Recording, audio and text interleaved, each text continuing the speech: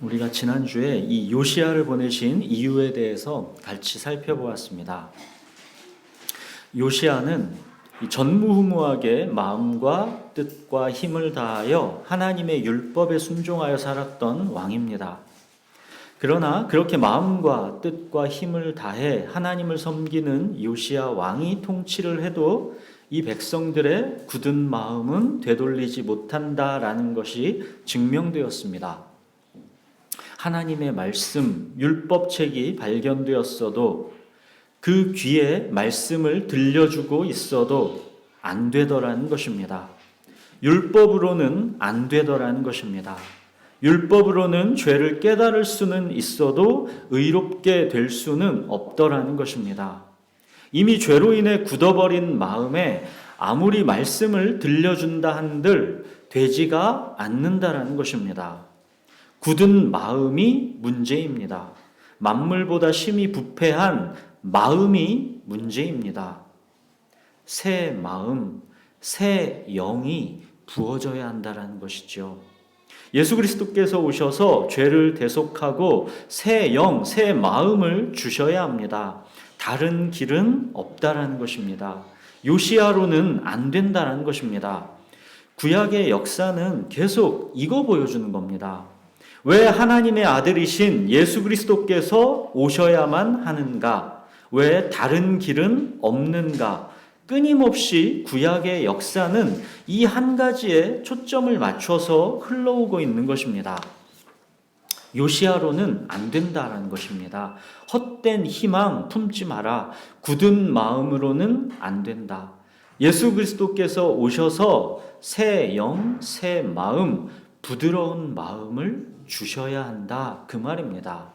하나님의 법을 우리 마음속에 두는 새 언약이 필요하다는 것입니다.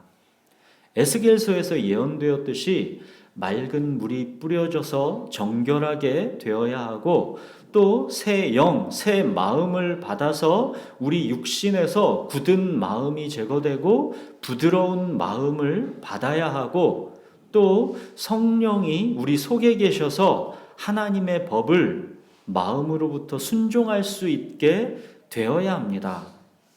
바로 이 새 언약의 약속에 따라 하나님의 아들 예수 그리스도께서 세상 죄를 지고 가는 하나님의 어린 양으로 오신 것입니다. 우리 오늘 본문을 같이 읽겠습니다. 오늘 본문은 로마서 8장 1절에서 17절까지인데 4절까지만 읽겠습니다. 한 절씩 번갈아 읽겠습니다.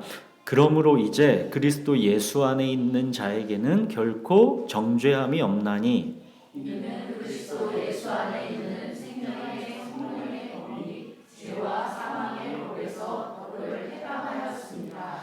율법이 육신으로 말미암아 연약하여 할 수 없는 그것을 하나님은 하시나니 곧 죄로 말미암아 자기 아들을 죄 있는 육신의 모양으로 보내어 육신의 죄를 정하사 육신을 따르지 않고 그 영을 따라 행하는 우리에게 율법의 요구가 이루어지게 하려 하십니다. 네, 성경 전체에서 이 복음의 핵심을 정교하게 다 담고 있는 책이 로마서입니다. 성경을 하나의 이 언약 반지로 비유한다면 로마서는 그 반지의 보석이다라고 하기도 합니다. 그리고 그 로마서라는 이 보석의 가장 빛나는 핵심, 이거를 많은 분들은 로마서 8장이다라고 합니다. 로마서 8장은 그야말로 복음 중에 복음이 가장 아름답고 영광스럽게 박힌 부분이다 할 수 있는 것입니다. 자, 이 로마서 8장, 이 8장이 어떻게 시작하고 어떻게 끝나는지부터 보겠습니다. 1절 보실까요? 같이 읽겠습니다. 그러므로 이제 그리스도 예수 안에 있는 자에게는 결코 정죄함이 없나니. 자, 그리고 마지막 39절 같이 읽겠습니다. 높음이나 깊음이나 다른 어떤 피조물이라도 우리 주 그리스도 예수 안에 있는 하나님의 사랑에서 끊을 수 없으리라. 어떻게 시작하고 어떻게 끝납니까? 그리스도 예수 안에 있는 자에게는 결코 정죄함이 없다. 우리 주 그리스도 예수 안에 있는 하나님의 사랑에서 끊을 수 없다. 결코 정죄함이 없는 끊을 수 없는 사랑으로 둘러싸여 있는 게 바로 이 로마서 8장입니다. 그렇다면 이 결코 정죄함이 없는 끊을 수 없는 사랑이 어떻게 우리에게 왔습니까? 이것을 우리에게 다 이루어 주신 분이 누구이십니까? 예수 그리스도이십니다. 그래서 읽은 거에 보시면 그리스도 예수 안에서입니다. 그리스도 예수 안에 있는 자에게 결코 정죄함이 없는 것이고 그리스도 예수 안에 있는 하나님의 사랑에서 끊을 수 없는 것입니다. 오직 그리스도 예수 안에서입니다. 우리들이 그동안 계속 살펴왔던 구약의 역사가 이거를 보여주고 있는 거 아니겠습니까? 예수님이 길이요, 진리요, 생명입니다. 다른 길은 없습니다. 2절 보십시오. 그리스도 예수 안에 있는 생명의 성령의 권세가 죄와 사망의 권세에서 나를 해방한 것입니다. 우리는 죄와 사망의 권세에 묶여 있었습니다. 죽기를 무서워함으로 한평생 매여 종노릇하고 있었습니다. 그러나 예수님께서 이 땅에 오셔서 죽음을 통하여 죽음의 세력을 잡은 자, 곧 마귀를 멸하셨습니다. 죄와 사망에서 우리를 해방시켜 주셨습니다. 이제 우리는 죽기를 무서워함으로 한평생 매여 종노릇하지 않습니다. 예수님은 이 일을 어떻게 이루셨습니까? 그게 3절이죠. 율법이 육신으로 말미암아 연약하여 할 수 없는 그것을 하나님은 하시나니 곧 죄로 말미암아 자기 아들을 죄 있는 육신의 모양으로 보내어 육신의 죄를 정하사. 율법이 육신으로 말미암아 연약하여 할 수 없는 그것. 구약의 역사는 바로 이거를 보여주는 것이죠. 지난주에 요시야 이야기도 결국 이거 보여주던 거 아니겠습니까? 굳은 마음을 가진 그 죄성을 어찌할 수 없다는 것입니다. 그것을 하나님은 하시나니 이게 복음입니다. 마침내는 하나님께서 모든 것을 싹 다 갈아엎기로 결정하셨습니다. 그 율법의 요구를 당신의 아들 예수 그리스도에게 다 담당시키셨습니다. 로마서의 이 말씀이 우리는 너무 추상적이고 감이 안 잡힐 수 있습니다. 이것이 정확하게 무슨 의미인지를 이사야서에서 찾아보겠습니다. 이사야서 53장 5절에서 7절을 보겠습니다. 우리 구약 1034페이지입니다.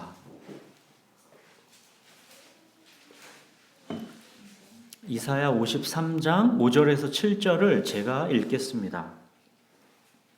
그가 찔림은 우리의 허물 때문이요 그가 상함은 우리의 죄악 때문이라.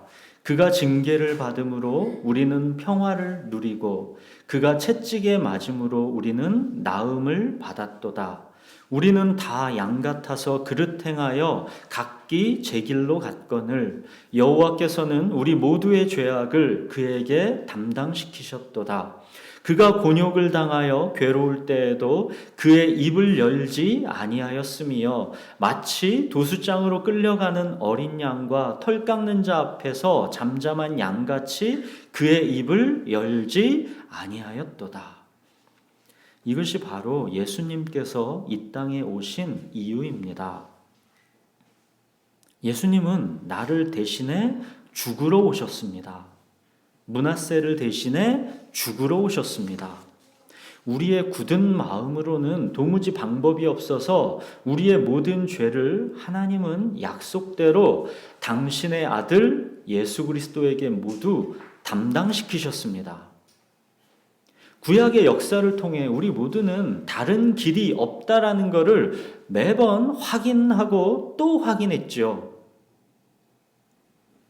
이것이 그가 곤욕을 당하여 괴로울 때에도 그의 입을 열지 않은 이유입니다. 마치 도수장으로 끌려가는 어린 양과 털 깎는 자 앞에서 잠잠한 양같이 그의 입을 열지 아니한 이유입니다. 우리의 그 굳은 마음이 제거될 수 있는 다른 길은 결코 없기 때문입니다. 예수님은 세상 죄를 지고 가는 하나님의 어린 양으로 죽으러 오신 것입니다. 이것이 그가 오신 이유입니다. 이 이사야 53장 10절을 보십시오. 여호와께서 그에게 상함을 받게 하시기를 원하사 질고를 당하게 하셨은즉 그의 영혼을 속건 제물로 드리기에 이르면 그가 씨를 보게 되며 그의 날은 길 것이요 또 그의 손으로 여호와께서 기뻐하시는 뜻을 성취하리로다. 하나님은 그가 상함을 받게 하시기를 원하사 질고를 당하게 하셨습니다. 다른 길은 없다라는 것을 아시기 때문에 그가 상함 받게 하시기를 원하셨습니다. 이것이 바로 예수님의 겟셋만의 기도가 응답되지 않은 이유입니다. 아버지여 할 수 있거든 이 잔을 내게서 옮기시옵소서. 하나님은 당신의 아들의 이 기도를 거절하셨습니다. 그가 상함 받기를 원하셨습니다. 또 이것이 예수님이 십자가에서 절규하며 부르짖을 때 하나님께서 침묵하신 이유입니다. 나의 하나님, 어찌하여 나를 버리셨나이까? 하나님은 아들의 이 절규에 침묵하셨습니다. 그가 상함 받기를, 십자가에서 죽기를 아버지 하나님이 원하셨습니다. 왜요? 왜 그러신 것입니까? 저와 여러분이 살 수 있는 길은 오직 이 길밖에 없기 때문입니다. 다른 길은 없기 때문입니다.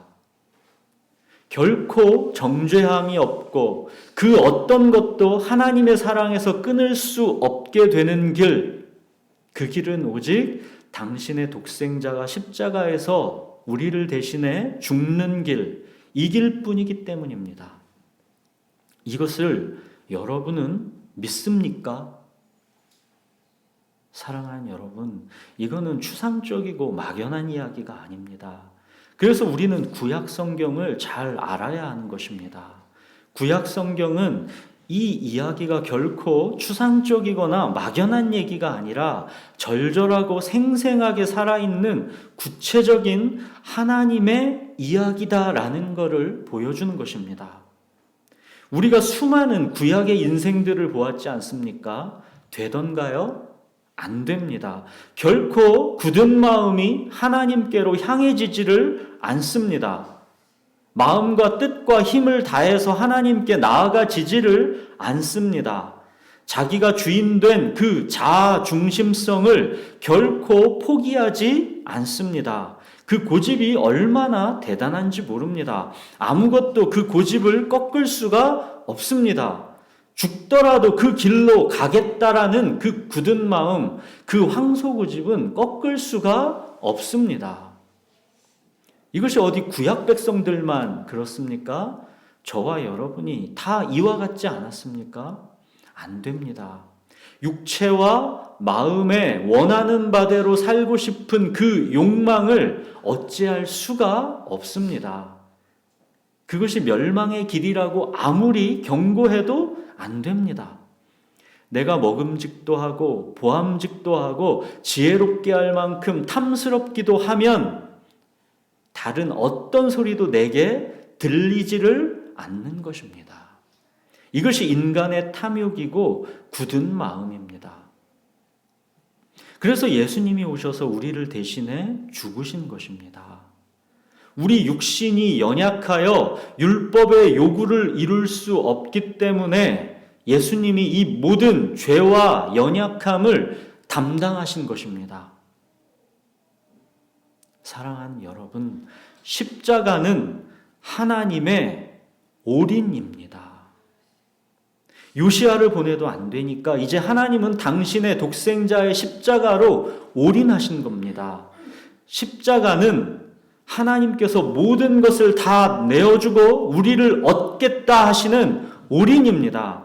너는 내 것이다. 너는 내 아들이다. 내가 너를 지명하여 불렀다. 나는 너를 얻기 위해 나의 모든 것을 다 내어주었다. 올인입니다. 나를 얻기 위한 하나님의 올인. 그것이 바로 독생자 예수 그리스도의 십자가입니다. 내가 아직 죄인 되었을 때에 십자가에서 모든 것을 다 올인하심으로써 자기의 사랑을 확증하신 것입니다. 십자가는 하나님의 올인입니다. 그 어떤 것도 그 앞에서는 시비 걸 수 없습니다. 십자가는 하나님의 올인이기 때문입니다. 결코 정죄함이 없고 아무것도 하나님의 사랑에서 끊을 수 없습니다. 왜요? 십자가는 하나님의 올인이기 때문입니다. 십자가가 하나님의 올인이라는 것은 이런 뜻입니다. 로마서 8장 31절부터 35절을 보십시오. 그런즉 이 일에 대하여 우리가 무슨 말을 하리요? 만일 하나님이 우리를 위하시면 누가 우리를 대적하리요? 자기 아들을 아끼지 아니하시고 우리 모든 사람을 위하여 내주신 이가 어찌 그 아들과 함께 모든 것을 우리에게 주시지 아니하겠느냐? 누가 능히 하나님께서 택하신 자들을 고발하리요? 의롭다 하신 이는 하나님이시니 누가 정죄하리요? 죽으실 뿐 아니라 다시 살아나신 이는 그리스도 예수시니 그는 하나님 우편에 계신 자요 우리를 위하여 간구하시는 자신이라. 누가 우리를 그리스도의 사랑에서 끊으리요? 환난이나 곤고나 박해나 기근이나 적신이나 위험이나 칼이랴. 당신의 독생자를 십자가에 내어주심으로써 하나님은 올인하셨습니다. 그렇기 때문에 그 어떤 것도 그 앞에서 토달 수가 없는 것입니다. 이것이 복음입니다. 이거를 믿으면 삽니다. 이 복음을 믿으면 우리는 그리스도 예수 안에서 결코 정죄함이 없고 그리스도 예수 안에 있는 하나님의 사랑에서 그 어떤 것도 우리를 끊을 수 없습니다. 하나님께서 위하시기 때문에 그 어떤 것도 우리를 대적할 수 없습니다. 하나님의 주권과 섭리 가운데 모든 것이 합력하여 선을 이루게 되는 게 이미 확정된 삶입니다. 하나님으로 인해 모든 것을 넉넉히 이기게 되는 삶입니다. 더 이상 죽음을 두려워하여 한평생 매여 사는 인생이 아니라 영원한 생명을 누리게 되는 삶입니다. 주님께서 나의 목자가 되시는 그 시편 23편이 이미 우리 안에서 확정된 삶입니다. 이게 바로 복음입니다. 자, 그렇다면 이 복음이 진정 누구의 것입니까?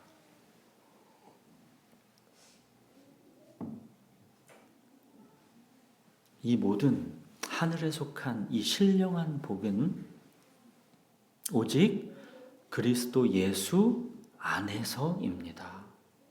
그리스도 예수 안에서 결코 정죄함이 없는 것이고 그리스도 예수 안에 있는 하나님의 사랑에서 아무것도 끊을 수 없는 것입니다. 예수 그리스도를 믿는다라는 것, 이게 과연 어떤 것입니까?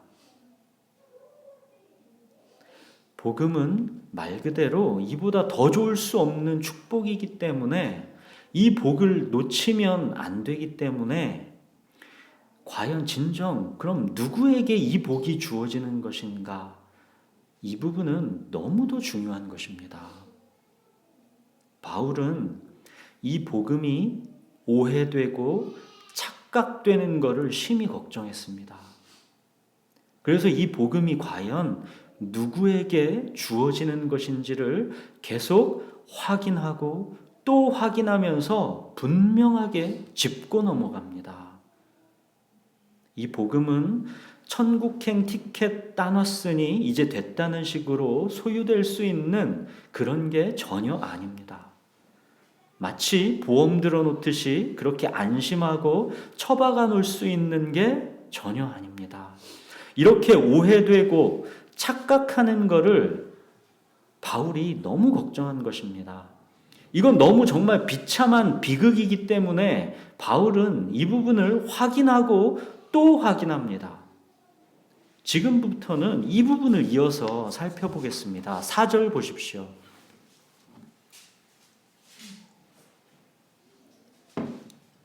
육신을 따르지 않고 그 영을 따라 행하는 우리에게 율법의 요구가 이루어지게 하려 하심이라. 이 복은 영을 따라 행하는 우리에게 주어졌다는 것입니다. 결코 정죄함이 없는 것, 하나님의 사랑에서 그 어떤 것도 끊을 수 없는 것은 그리스도 예수 안에서입니다. 그런데 그 그리스도 예수 안에 있다라는 의미가 무엇인가? 이게 아주 중요합니다. 육신을 따르지 않고 그 영을 따라 행하는 우리라고 하죠. 이게 대체 무슨 의미일까요? 나는 그리스도인이 어떻게 되는 것일까요?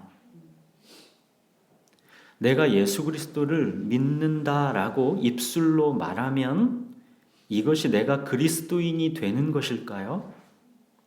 그것이 내가 구원을 받게 되는 순간일까요? 내가 침례를 받았으면 나는 그리스도인이 되는 게 확실하고 구원받은 것이 확실한 증표가 되는 것일까요? 내가 주일 예배에 그래도 정기적으로 출석하면, 내가 11조를 성실히 하면 그것이 나는 그리스도인이고 구원받았다라는 것을 확실하게 말해주는 것일까요? 아닙니다. 그것들이 구원의 확실성을 전혀 보장하지 않습니다. 구원받은 자에게는 당연히 그러한 것들이 따라오겠지만 거꾸로 그 행위들이 구원을 절대로 보장하지 않습니다. 구원은 나의 행위로 말미암지 않는다라는 것을 분명히 기억하셔야 합니다. 그 어떤 것도 나의 행위에서 구원의 조건이 충족될 수 없는 것입니다. 예수 그리스도를 믿는다고 입술로 고백하는 행위가 나의 구원을 보장하지 않습니다. 내가 침례를 받게 되는 행위가 나의 구원을 보장하지 않습니다. 내가 교회에 출석하는 행위가 나의 구원을 보장하지 않습니다. 내가 11조를 드리는 행위가 나의 구원을 보장하지 않습니다. 구원은 오직 하나님의 택하심을 따라 되는 은혜로 말미암는 것입니다. 이것이 무슨 말인지를 천천히 설명드릴 테니까 잘 들어보십시오. 창세전에 이미 그리스도 예수 안에서 하나님은 은혜로 택하십니다. 왜 야곱은 사랑하시고 에서는 미워하시는지 우리는 이유를 알 수 없습니다. 전적인 하나님의 주권입니다. 하나님께서 은혜로 택하신 자는 성령의 역사로 말미암아 하나님의 때에 부르심을 받게 됩니다. 이 또한 전적으로 하나님께서 하시는 일입니다. 여기에 인간의 행함이 전혀 관여되지 않습니다. 자, 그런데 내가 은혜로 택함을 받은 자인지 하나님께서 부르신 자인지 어떻게 알 수 있을까요? 바람이 임의로 불매 네가 그 소리는 들어도 어디로 와서 어디로 가는지 알지 못하나니 성령으로 난 사람도 다 그러하니라. 내가 하나님의 은혜로 택하여 부르심을 받은 사람인지는 증거로 나타난다라는 것입니다. 어떤 증거로 나타납니까? 회개하고 복음을 믿는 증거로 나타납니다. 예수님께서 이 땅에 오셔서 전도하셨지요. 예수님이 회개하고 복음을 믿으라 이렇게 전도하셨습니다. 창세전에 택하고 부르신 자가 이미 예정되어 있는데 예수님은 뭐하러 회개하고 복음을 믿으라 이렇게 전도하셨습니까? 택하신 자 콕콕 집으신 다음에 그들만 부르시면 되지 왜 누구든지 회개하고 복음을 믿으면 구원을 얻는다 하십니까? 하나님의 시간과 인간의 시간은 차원이 다릅니다.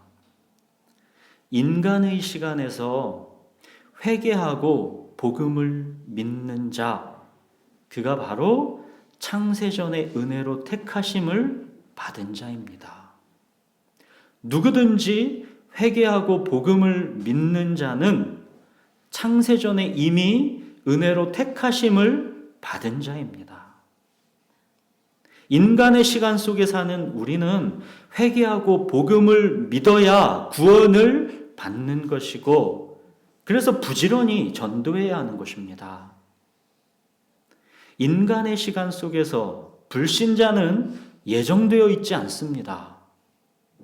누구든지 회개하고 복음을 믿는 자, 그가 바로 창세전에 하나님께서 택한 자입니다. 하나님의 시간과 인간의 시간이 다르기 때문에 우리는 이 부분이 통 이해하기가 어렵죠.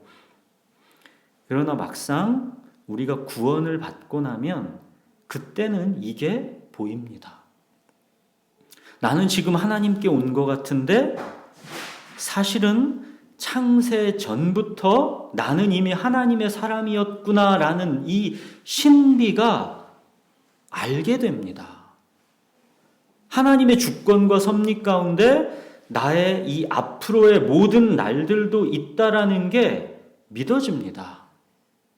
과거, 현재뿐만 아니라 장차 미래의 어떤 일들도 그리스도 예수 안에 있는 이 하나님의 사랑에서 나를 끊을 수 없다라는 게 다 믿어집니다. 나는 인간의 시간 속에 살지만 하나님의 시간 속에서 그 모든 삶이 안전하게 보호되고 있다라는 것을 알게 됩니다. 이게 영원한 생명입니다. 사랑하는 여러분, 창세전에 택하고 부르신 자는 회개하고 복음을 믿는 증거로 나타나게 됩니다. 내가 주인 되었던 삶을 회개하고 예수 그리스도를 나의 구세주와 주님으로 믿기로 결단하는 것입니다. 하나님께서 창세전에 택하신 자이기 때문에 무조건 내가 어떻게 하든 구원을 받을 수밖에 없게 되는 거 결코 아닙니다. 전혀 아닙니다. 그렇게 착각하시면 안 됩니다. 회개하고 복음을 믿는 인생의 결단을 한 사람, 그가 바로 창세전에 택하고 부르신 자입니다. 창세전에 택하고 부르신 자는 회개하고 복음을 믿는 인생의 결단, 그 회심의 순간이 반드시 오게 되어 있습니다. 이 회심이라는 증거가 반드시 나타나게 되어 있습니다. 이 회심의 순간이 오기 전까지는 내가 택하고 부름받은 사람인지 누구도 알 수가 없는 것입니다. 오직 하나님만이 아시는 것이죠. 자, 그렇게 회개하고 복음을 믿는 인생의 결단을 한 사람, 그렇게 예수 그리스도를 영접한 그 사람에게는 이제부터 뚜렷한 생명의 증거들이 나타나기 시작합니다. 이 증거가 바로 육신을 따르지 않고 그 영을 따라 행하게 된다라는 말입니다. 성령의 내주하심, 이것이 바로 구원받은 생명의 핵심 증거입니다. 육신을 따르지 않고 그 영을 따라 행해야 구원받게 된다라는 뜻이 아닙니다. 구원받지 않은 사람은 영을 따라 행하는 것 자체가 아예 불가능합니다. 하나님의 영이 속에 없는데 어떻게 이게 가능하겠습니까? 우리들이 구약의 역사 속에서 오래도록 살펴보았죠. 그 문제의 핵심이 단지 행위이던가요? 그게 아니었죠. 그 행위가 나올 수밖에 없는 그 근원적인 굳은 마음, 이게 결국 근본적인 문제였잖아요. 그래서 새 언약 주신 거 아닙니까? 새 영, 새 마음을 주겠다. 굳은 마음을 제하고 부드러운 마음을 주겠다. 성령을 너희 속에 두겠다. 이것을 하나님께서 약속하신 거 아닙니까?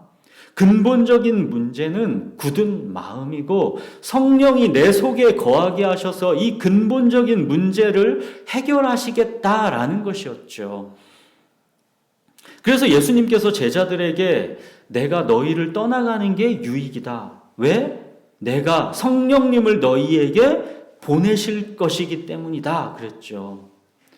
예수 그리스도의 십자가 구속으로 근본적으로 그 구원받은 자에게 무엇이 바뀐 것입니까?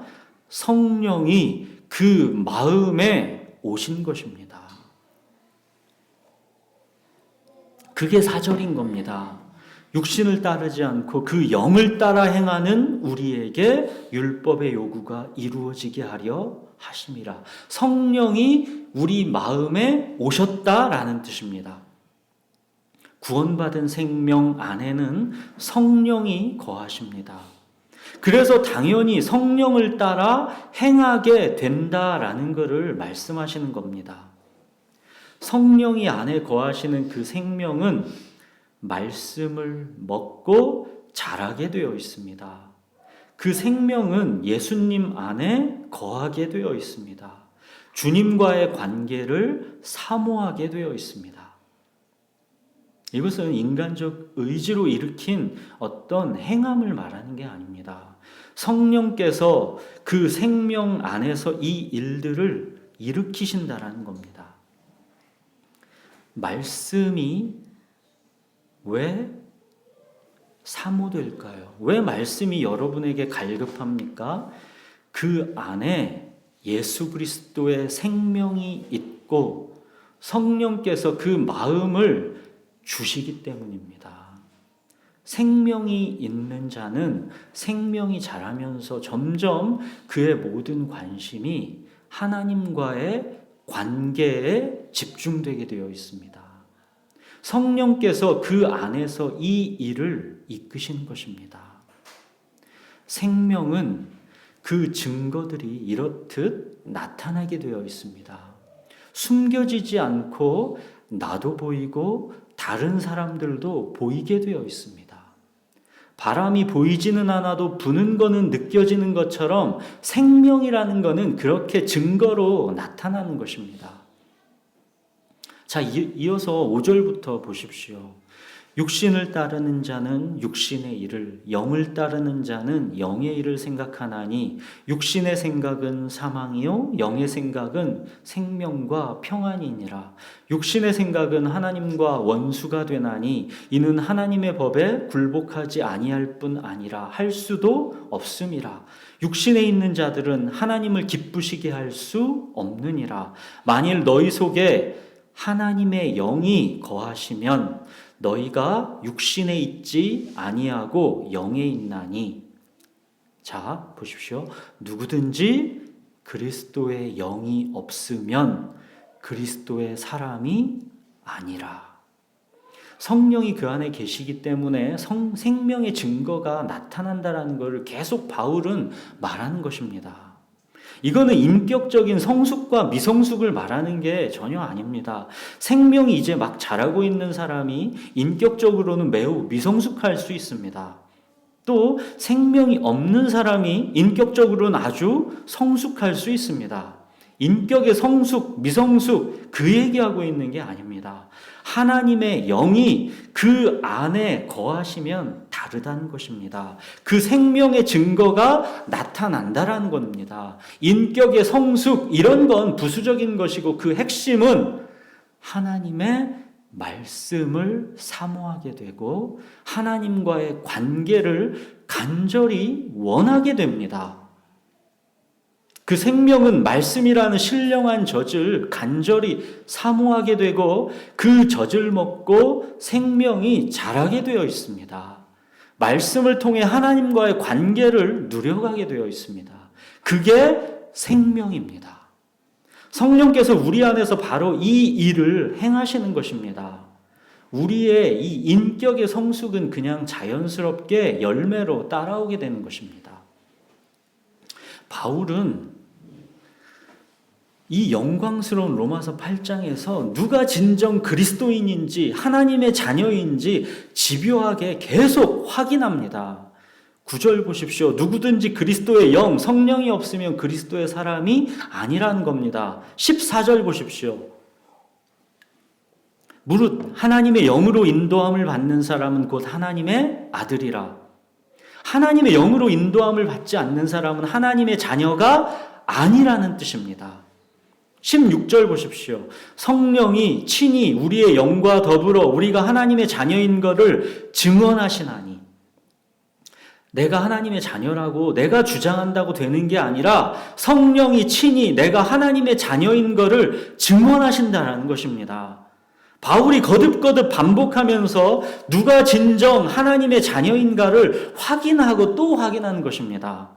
절대 착각하고 오해하면 안 되기 때문입니다. 자녀가 아닌데 자녀인 걸로 착각하는 것은 너무도 비참한 비극이기 때문에 바울은 계속 거듭해서 확인하여 주는 것입니다. 우리의 어떤 믿는다 하는 입술의 고백, 어떤 행위, 그런 게 우리를 하나님의 자녀로 확정짓는 게 전혀 아니고 성령께서 친히 우리의 영과 더불어 교제하심으로써 우리가 스스로 하나님의 자녀인 것을 알려주신다는 뜻입니다. 고린도후서 13장 5절 너희는 믿음 안에 있는가 너희 자신을 시험하고 너희 자신을 확증하라. 예수 그리스도께서 너희 안에 계신 줄을 너희가 스스로 알지 못하느냐. 그렇지 않으면 너희는 버림받은 자니라. 사랑하는 여러분, 복음은 정말 어마어마한 축복입니다. 결코 정죄함이 없고 그 어떤 것도 하나님의 사랑에서 끊을 수가 없는 그런 축복입니다. 그렇기 때문에 내가 정말 믿음 안에 있는 하나님의 자녀인가는 아주 진지하게 스스로 시험하고 확증해야 하는 것입니다. 바울이 얼마나 집요하게 이 부분을 확인하고 또 확인합니까? 사실 많은 경우 설교자들은 그 유혹이 바울과 거꾸로 하고 싶은 것입니다. 교회 다니면 다 하나님의 택하신 자요, 부르신 자라고 해주고 싶은 유혹이 항상 있습니다. 그 사람은 정작 자기가 하나님의 자녀인지 확신하지 못하겠다는데도 아니야. 구원의 확신을 갖는 게 중요해. 너는 하나님이 택하신 자야. 확신을 가져. 그렇게 오히려 격려하고 싶어지는 것입니다. 그 사람에게 하나님의 자녀로서의 그 생명의 증거가 보이지 않는데도 뭔가는 있겠지 하면서 택한 자로 여겨주고 싶은 유혹이 설교자에게는 항상 있습니다. 너 예수님의 십자가와 부활을 믿지? 아니요, 잘 모르겠는데요. 그럼 믿는다라고 고백해. 그게 중요해. 그럼 이제 믿는 거야. 그렇게 입술로 시인했으니까 이제 너는 구원 받은 거야. 아무런 느낌이 없겠지만 그냥 확신을 가져. 그게 중요해. 이런 경우가 많다는 것입니다. 이거는 정말 무책임한 것이고 영혼을 비극으로 방치하는 것입니다. 구원의 확신은 자기 최면이 아닙니다. 성령께서 자연스럽게 내가 하나님의 자녀인 것을 증언해 주는 것입니다. 차라리 구원받은 생명이 사실은 맞는데도 그 확신을 천천히 갖게 되는 게 안전하지, 구원받지 않은 생명이 빨리 보험용으로 자기 최면으로 그 확신을 착각하고 그렇게 인생 끌고 가는 것은 비극입니다. 사랑하는 여러분, 복음은 정말 어마어마한 축복입니다. 그렇기 때문에 그 복음이 진정 누구의 것인지를 바울이 이토록 집요하게 확인하고 또 확인하는 것입니다. 구원의 확신을 자기 최면으로 갖지 마시고 나에게 정말 그리스도의 영이 있는가를 확인하십시오. 그리고 정말 잘 모르겠으면 나는 아직 회개하고 복음을 믿는 그 회심의 순간이 오지 않았다라는 것을 인정하고 예수님께 말씀으로 나아가십시오. 믿음은 말씀으로부터 생기게 되어 있습니다. 성령이 증언해 주시는 구원의 확신, 이게 너무너무 중요합니다. 그렇기 때문에 자기 최면에 의한 구원의 확신, 이 유사품을 정말로 주의해야 하는 것입니다. 생명이 정말로 그 안에 있다면 자라나게 되어 있습니다. 생명이기 때문입니다. 그러니까 구원의 확신을 조금 더디게 천천히 가져도 되니까 내가 그리스도 안에 있는가를 성령의 증언으로 스스로 알게 될 때까지 잠잠하게 말씀 앞으로 나아가십시오. 자, 이제 마지막으로 이어서 중요한 한 가지 사실은 하나님의 자녀는 그 생명이 이제 자라나는 과정 속에서 누구 하나 예외 없이 고난의 과정을 겪는다라는 것입니다. 오늘 본문 마지막 17절 보십시오. 자녀이면 또한 상속자 곧 하나님의 상속자요 그리스도와 함께한 상속자니 우리가 그와 함께 영광을 받기 위하여 고난도 함께 받아야 할 것이니라. 그리스도인에게 고난은 필수입니다. 고난 없이 영광도 없습니다. 하나님의 뜻은 그냥 금나와라 뚝딱 하면 그 뜻이 이루어지는 게 아닙니다.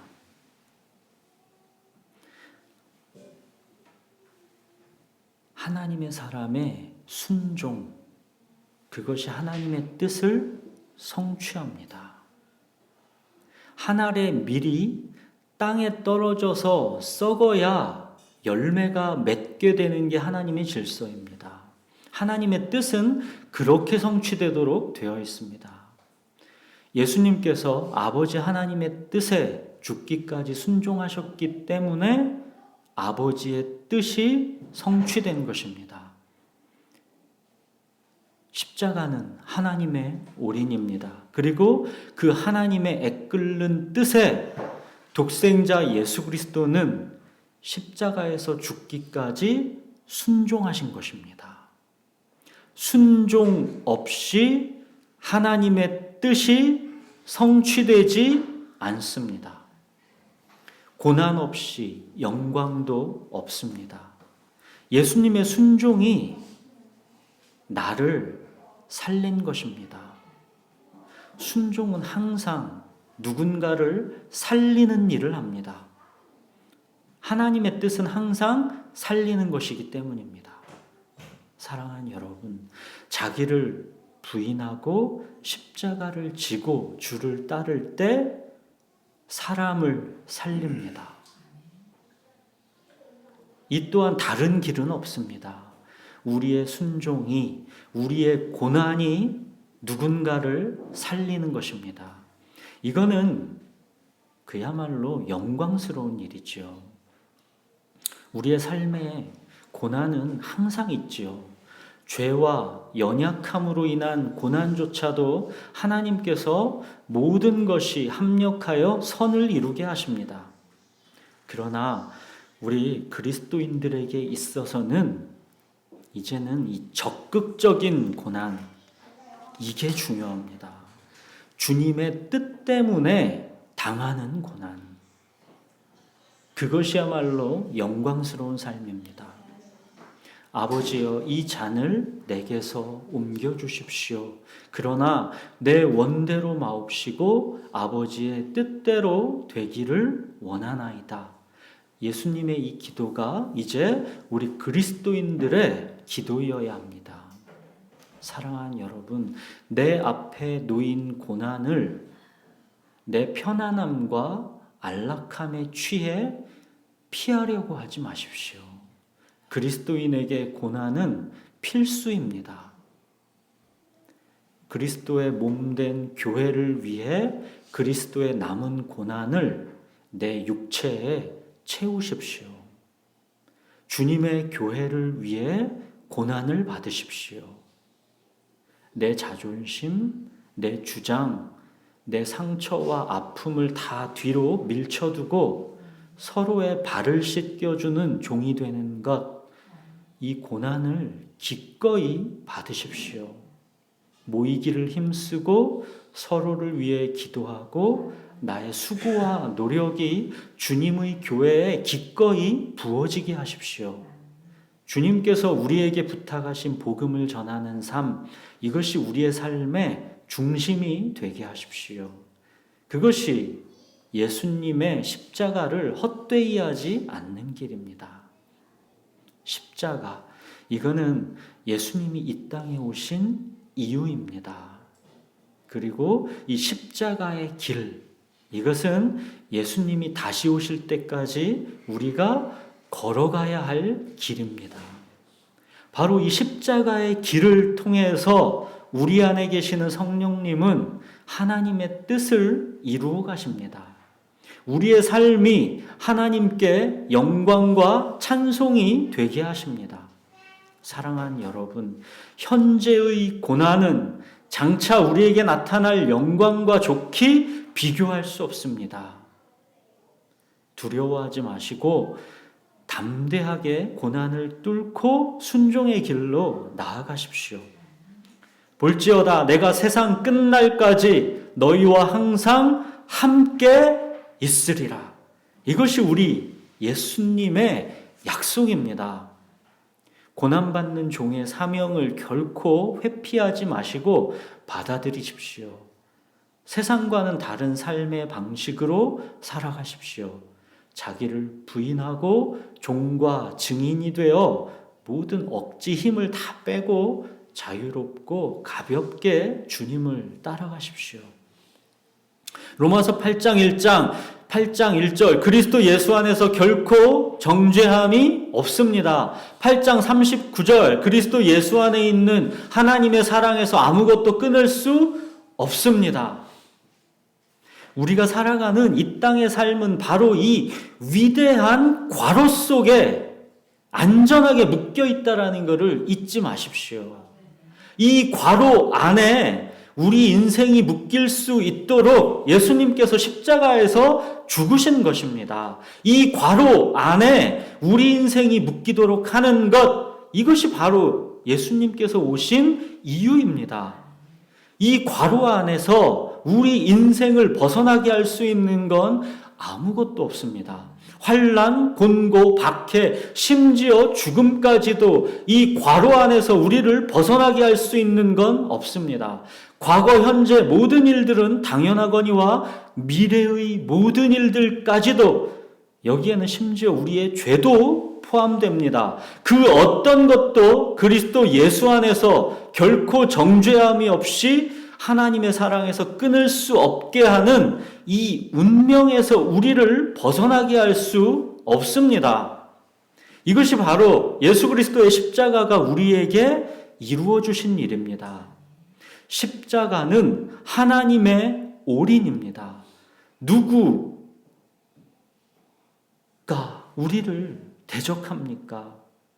그 무엇이 우리를 하나님의 사랑에서 끊어놓습니까? 못합니다. 십자가는 하나님의 올인이기 때문입니다. 바로 이 확정된 승리가 이미 우리 것이기 때문에 이제 우리는 우리 삶에 일어나는 모든 일에 우리를 사랑하시는 이로 말미암아 넉넉히 이기는 것입니다. 그리고 이 괄호 속에 묶인 우리 삶의 핵심적인 특징은 성령의 인도하심입니다. 이 로마서 8장 1절 또 마지막 39절 이 위대한 괄호 속에 성령이 몇 번 나오는가 보십시오. 구절마다 다 성령입니다. 하나님의 영입니다. 구약의 역사에서 우리는 인간의 근원적 문제가 죄로 인한 굳은 마음인 것을 보았습니다. 그리고 독생자의 십자가를 통해 하나님께서 이루신 이 구속으로 인해 이제는 성령이 우리 안에 거하시는 성령의 시대가 도래한 것입니다.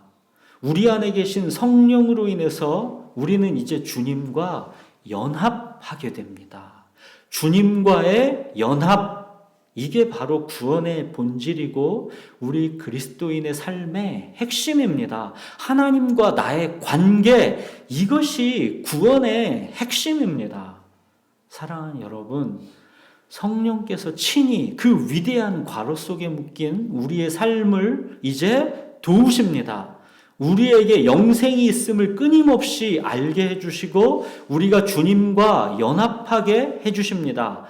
주님 안에 거하십시오. 그리고 삶이 어렵고 힘드실 때는 십자가에 죽기까지 순종하셔서 우리를 살려내신 우리의 주님 예수 그리스도를 바라보십시오. 우리의 생명 십자가를 통하여 왔습니다. 생명을 헛되이 하지 마시고 생명 주심을 감사하십시오. 우리 기도하겠습니다.